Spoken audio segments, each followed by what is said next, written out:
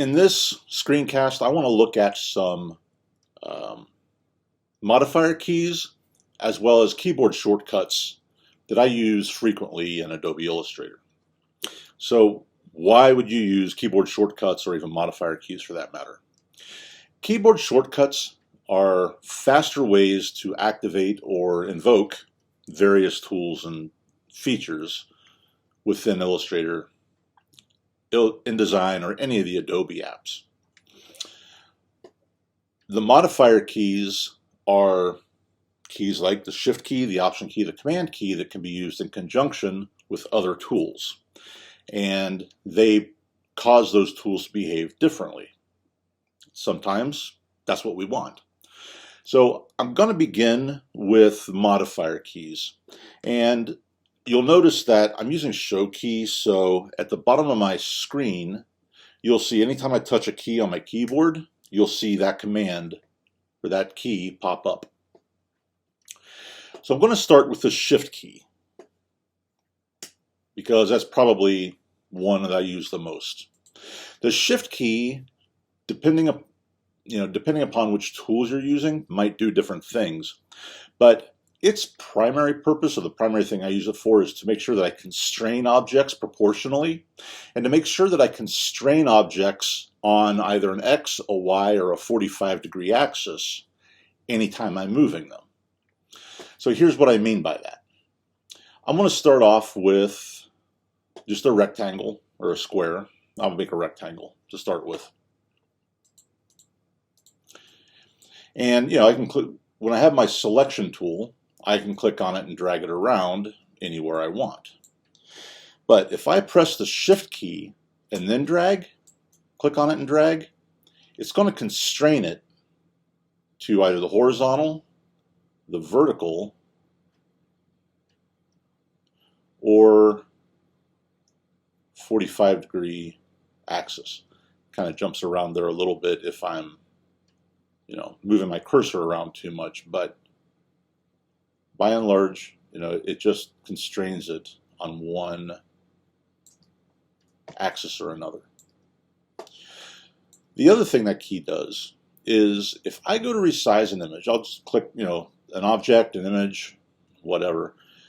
I'll just click on a corner and I can resize it. But based upon where, I pull my cursor to, I kind of freeform my resizing. So I can make a rectangle, horizontal rectangle, into a vertical rectangle pretty easily. But what if I have this shape and I need to make it smaller, but I don't want it to change in proportion at all? That's where the Shift key modifier comes in again. If I click on that corner, hold down my Shift key, and drag, that'll constrain it to that proportion.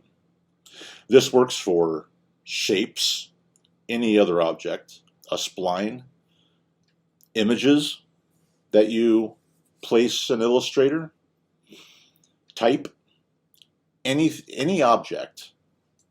The Shift key will constrain its proportions, and when you go to move it around. One thing that can be a little bit frustrating is that you really got to kind of click and hit the keys in the right order. So if I want to select this object, I guess I could hold down my Shift key and click on it and then drag it. But if I already have an object selected, all I want to do is click on it again and then touch the Shift key and move it around. So if it's already selected, you hit the Shift key first and you click on it, you're going to deselect it. The next modifier key is going to be the Option modifier key.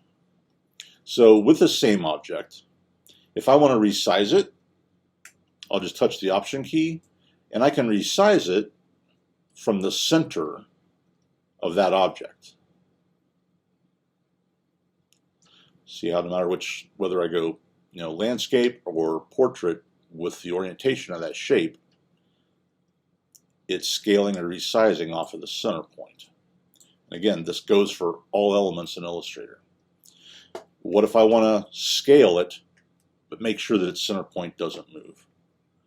I'll just click on that corner, hit the Option key and the Shift key, and then I'll scale it on the center.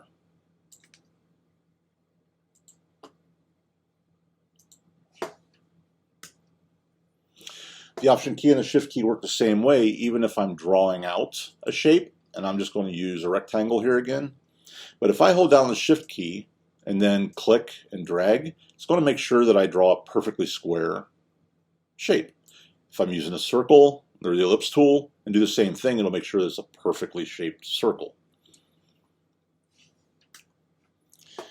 If I hold down the Option key and draw a shape out, it'll draw it out. The center will be where I initially click. In the first example, when I clicked, it drew it out from the top left corner. But with the Option key, it'll draw it out from, it'll use the point that I click as the center point and draw the object out from there. So what if I want to draw, I know my center point's going to be right here. I can use my Option key and my Shift key both, click, and draw out a perfect square that way as well. So that's using the Shift key and the Option key with an object, an image, type, you name it, to modify the way those are drawn on screen. Another function that the Option key has, so I was just scaling and moving objects around, or scaling objects more accurately, I guess, around in my previous examples. But what if I want to duplicate an object? If I click on my object, hold down the Option key, and drag, I can duplicate, I can make a copy of that object.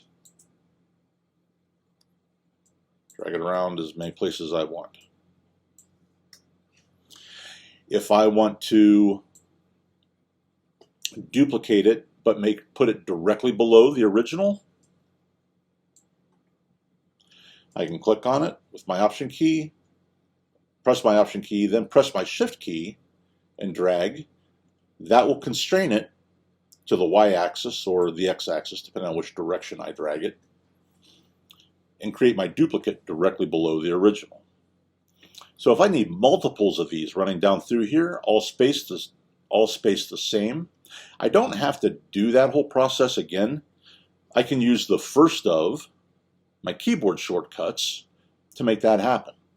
The duplicate command, where you hit the Command key and the D key, and it will duplicate the last action that you made. And with that object still selected, if I do it a second time, it'll make another copy. And I do it again, and it'll make a third, and on. Whenever you're using a duplicate key, though, don't deselect the object.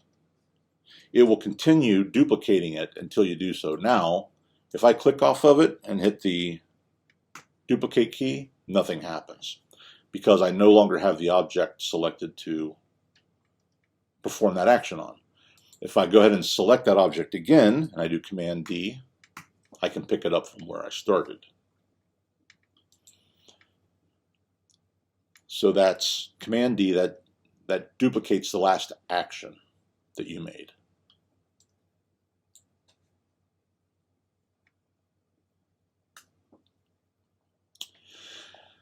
So one last key is a modifier. I'm going to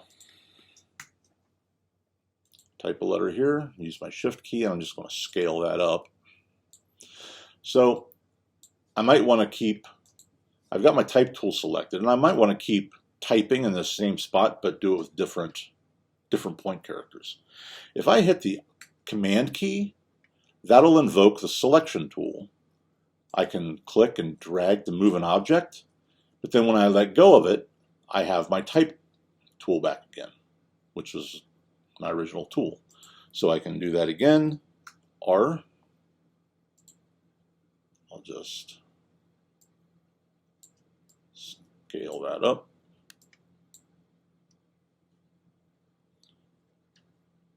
Select my type tool. We'll move that out of the way.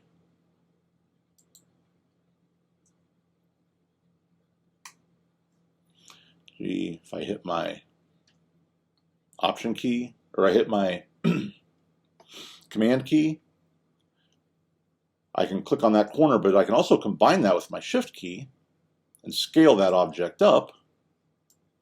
With my Command key still pressed down, I can move that out of the way. And when I let go of it, I'm back to my Type tool. It takes a little bit of playing around with, but it's an extremely important time saver. So that was the Command key. Select all of those, delete those.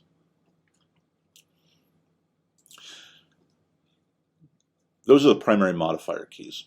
So a couple of keyboard shortcuts that I use often. I'm going to go ahead and draw a square here. And it's, you know, just your standard black square. No stroke on it or anything else. But if I get sort of a lot of objects on my screen overlapping,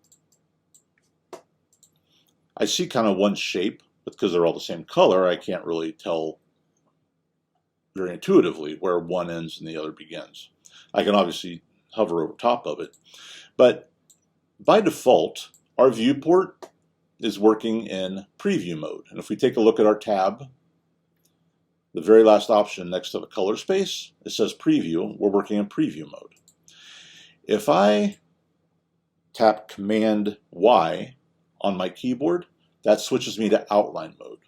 And when I'm in outline mode, all that I'm looking at are the actual paths that I have on my artboard or in my workspace. I'm not seeing the fills or the strokes, which are all appearance items. Outline mode removes the appearance items so that you can focus strictly on the paths of those objects and see what you have on your page. If I select one of those and go to my direct select tool, I can see the 4 points that make up my square, as well as the 4 paths that connect them all. And if I click on just one of those, you see it's blue, where the rest of them are all white. I've selected specifically that point. I'll just hold down my Shift key. I'm going to drag it 45 degrees towards the other corner. I can reshape objects a little more convenient that way.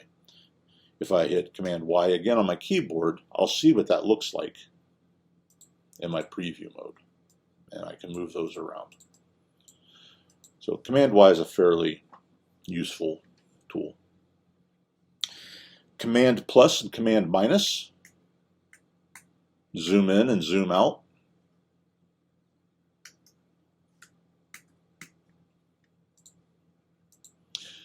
But a little bit more importantly, if I've got an object selected and I decide to zoom in, Command plus, it will snap that object to the center of my work, to my center of my viewport, and focus on it as I scale in and out. So if I'm working on a complex object and there's a certain area that I need to be able to see a little better, select an object in that area, Command plus, Command minus will zoom in and out on those. So now, after zooming around my viewport here, I've kind of got everything off center. If I tap Command 0 on my keyboard, that will fit my object into the viewport and center it on the screen. If I hit Command 1, that will resize my pasteboard or my artboard to 100% of size. Based upon the size of my viewport right now, my artboard is a little over 160%. So that's Command 0 and Command 1. Some other common key commands.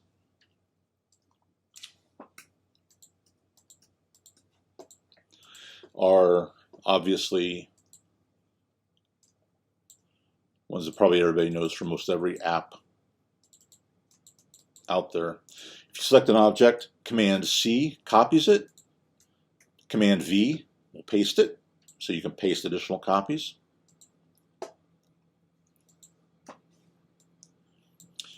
But the object selected, if I copy it and I do Command B, that will paste a copy directly behind the object that I have selected. So if I click on this and I drag it off, you'll see that there's another copy directly behind it.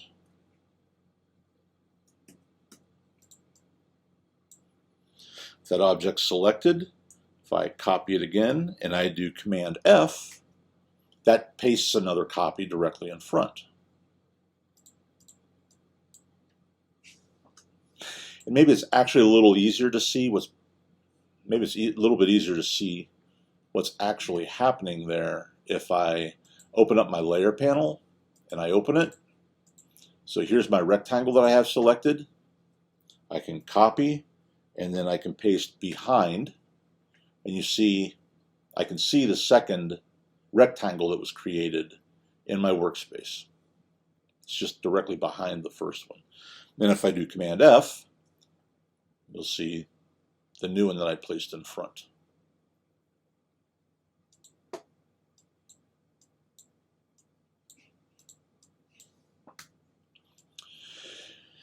If you have two documents open and they're the same size, say you just want to transfer artwork from one document to another, a useful shortcut might be, and I'm going to use Command X this time to cut this object. But if I press Command Shift V, that'll paste it exactly back in the same position it was when I started, where the original object was. So if I need to create another, actually let's move this off here to make it a little more obvious. So I'm going to copy this. I'm going to make a new document, 7 inches by 7 inches. Create. Now if I hold down my Command key and my Shift key and hit V, you see it placed that box in exactly the same position it was in the original document. I also find it handy for pasting between layers as well, although paste in front, paste in back kind of do the same thing, but I tend to use paste in the same location between layers.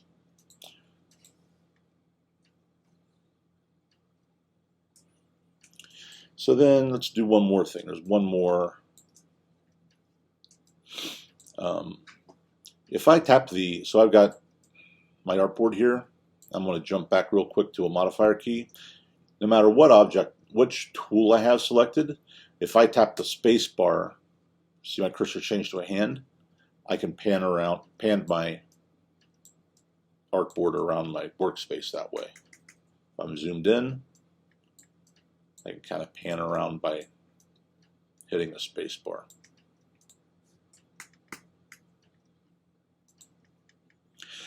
So like I said, there's a whole boatload of other key commands. I mean, even even when you look at the shape tools, tap M for rectangle, L for ellipse, will invoke those tools.